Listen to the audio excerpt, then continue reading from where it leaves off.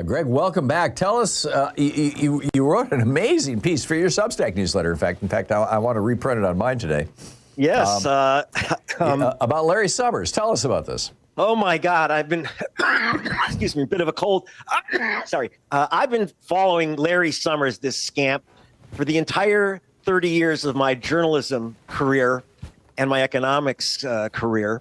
And so one thing to know about, if you haven't gotten the story yet, I'll give it to you, top headline. Larry Summers was many times in the Epstein files asking Epstein if Epstein could be his wingman and helping him seduce his protege, his economics protege at Harvard. Now, you have to understand, Larry Summers was president of Harvard. He was U.S. Secretary of the Treasury, probably the most powerful economist in the United States. And he has life and death control over this woman's career.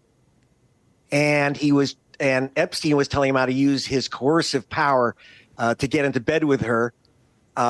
Larry is, by the way, married to another Harvard professor. And he took many trips on Air Epstein.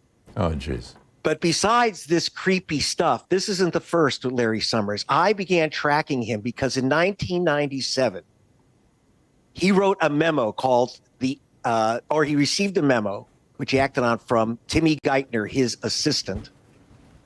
Both later became U.S. Secretaries of the Treasury. And that memo basically kicked off the entire maelstrom of banking deregulation. And he worked this out. Which, by the way, led us straight to the crash of 2008, right? Exactly. Okay. Exactly. Forgive the interruption, but I wanted to provide a little context here. Yeah.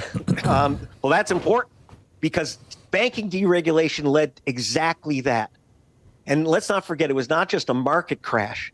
It was a human crash where we had 12 to 15 million Americans foreclosed on and kicked out of their homes. And this was directly set off by Larry Summers. And I should add, by the way, I'll skip down in one of the points in the article. It was Larry Summers who went before Congress right after Obama was inaugurated. Larry Summers was his economic czar, as he was given the title. And he told Congress, we're going to put in a bill that will stop millions of foreclosures. Then he went to Obama's office and said, we're not doing that, and convinced Obama to say he was going to have a moratorium on foreclosures, but he blocked it. And Greg, again, so you ended up with millions out of their homes. Yeah, and in fact, oh God, who was Trump's first Treasury Secretary? He kicked 30,000 people out of their homes all by himself. Robo-signing. Yes, the guy who married the movie star and was his picture. Scaramucci. Yeah, Scaramucci. No, it wasn't Scaramucci. No, that was another guy with a weird name. But in any case, just wild stuff. Yes, and I should say the important thing about the Endgame memo, which is highly confidential, is that it was a list of phone numbers of bank CEOs to call.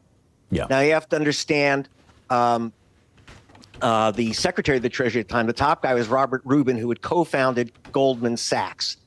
So they were supposed to make 6 calls to CEOs, and I got their phone numbers. It turns out John Reed of Citibank was actually there, and to come up with a strategy. What did the bankers want from the World Trade Organization? And what they wanted was not only complete deregulation of the U.S. banking and finance market, but they needed all 156 nations in the World Trade Organization to also sign off on bank deregulation. And just so you know, let me give you one little specific, which you've talked about, Tom. The Glass-Steagall Act was eliminated by Larry Summers. Was he behind that? I know Phil Gramm was promoting that on the floor of the Senate. No, it was conceived completely by Larry Summers, and obviously Robert Rubin, the Secretary of the Treasury, was very happy because he then left his post as Secretary of the Treasury because the end of Glass-Steagall, and understand what Glass-Steagall did is it allowed investment banking, which is basically gambling, things like derivatives. You go to Vegas with your money, fine. But then we have commercial banking, which you and I as taxpayers and through the Federal Reserve, we are guaranteeing.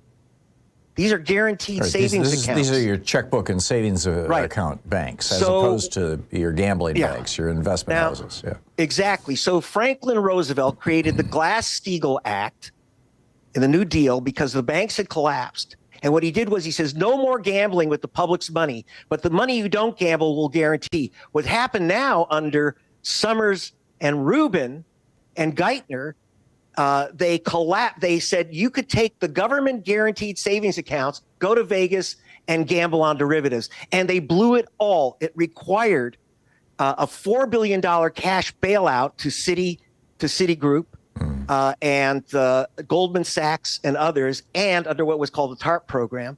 And are you ready? $77.7 trillion in, $77.7 billion in guaranteed backups for these corporations. Yeah. And it was a massive bailout, and it cost the taxpayers fortune because of this banking deregulation. Yeah. Steve Mnuchin was the guy that I was trying to. Steve Mnuchin, yes, who was robo-signing and kicking people out of their houses. But the big question in my mind that I didn't see addressed in your article, and maybe I missed it, was, but I'm really curious about it. I think a lot of people are. There were clearly crimes committed that led to the 2008 crash. I mean, yes, you're right. By Summers and all these guys, doing their deregulation, they did open the door for a lot of it. But there were also literal crimes committed, including, I would argue, by Mnuchin, these robo-signings, and yet nobody was prosecuted. Now, under George Bush, which is where it started and ran for almost a year, I understand why nobody was prosecuted. He's a Republican, prosecute a banker, that's anathema to that. But I always wondered, why the hell didn't Obama start prosecuting these people when he came into office? And I'm wondering if Larry Summers played a role in that. What do you think? 100%. And remember, don't forget, part of the reason the mortgage markets collapsed was not, just something fell from the sky. John Paulson, who was one of the chairmen of a fundraising committee for Trump, John Paulson cranked the market for $14 billion selling junk derivatives that he knew were worthless into the market, and he especially sold them to the Europeans. The Europeans could not, under law, buy these things until Larry Summers used this endgame memo to force all these nations to open their doors to bank deregulation, to takeovers of their finance system by Goldman and Citigroup. And so that's how it happened. He kicked so this open wasn't the door. just a takeover of the American government by the banks. This was a takeover of the world banking system by the banks. Exactly. 156 nations, only Brazil and China resisted. Wow. And Larry Summers was behind the whole thing. Larry Summers was the point man on the whole thing. And so what happened is that, by the way, the reason he became the point man and became U.S. Secretary of the Treasury is that once Glass-Steagall collapsed, American Express and Citibank joined together into this Glass-Steagall-less monstrosity called Citigroup. They lost trillions of dollars, which had to be backed by the U.S. Treasury in this derivatives game. And then Robert Rubin became the chairman of this new Citigroup, which he created. And his starting salary was $129 million. So when you say no one could get arrested, they would have to. Yes, it would be mostly Republicans, because Republicans saw, hey, the Democrats are playing fast and loose and cashing in. Hey, we can play that game even better. Right. But they would have all gone down if they would have opened up that bag of worms. So, Greg, I think about 2 minutes here before we hit a hard break I can't control. Where are we at now? Have any of these protections been put back into place? Is the system still this vulnerable? Is the rest of the world still deregulated? Did Larry Summers get his way permanently? Oh, yeah. I mean, he did very well. That's how you get invited on air, Epstein. And that's one of the problems, is that the deregulation freaks have been taking over governments. That's the war right now in Latin America, for example. Lula has returned as president of Brazil. He was the resistor. Bolsonaro was totally in the bank's pockets. That's how he got where he got. So it's been very effective. There's been some re-regulation in places like Britain and the European Union. But for the most part, these governments have just been ponying up. So we're still vulnerable here in the United States as well, then, presumably. Oh, indeed, because we've spread the derivatives gambling poison worldwide, so it will come back to hit us again. We don't know when the next collapse will come. It happened after deregulation in Mexico under Robert Rubin and Larry Summers. And, so we had to bail out Mexico. And we'll be, if we have to bail out one country, we can afford it. We can't afford to bail out the planet. What I'm hearing from the financial speculation press, the investment newsletter folks, is that if the economy is in bad shape, but inflation is cranking up because of the tariffs, and thus the Fed actually, then this would be in January, February next year, raises interest rates, that could be the thing that would trigger the housing crisis and a crash very much like 2008. Does that make sense to you as an economist?